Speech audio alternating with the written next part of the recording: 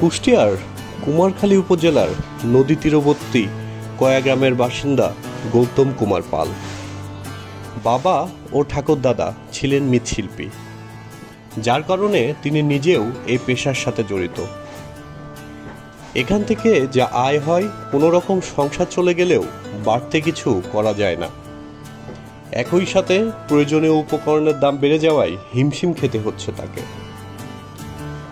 কয়া গ্রামে মৃৎশিল্পের সঙ্গে জড়িয়ে আছেন কুমার সম্প্রদায়ের বেশ কয়েকটি পরিবার।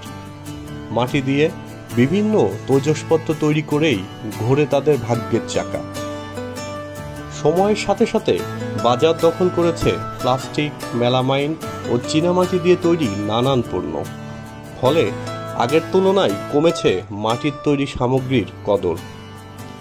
একসময় এই গ্রামে মাটি দিয়ে জিনিসপত্র তৈরিতে ব্যস্ত থাকত হাজারো নারী পুরুষ। তবে চাহিদা কমায় ও উৎপাদন খরচ বাড়ায় এই শিল্পের সাথে জড়িত অনেকেই পেশা বদল করেছেন।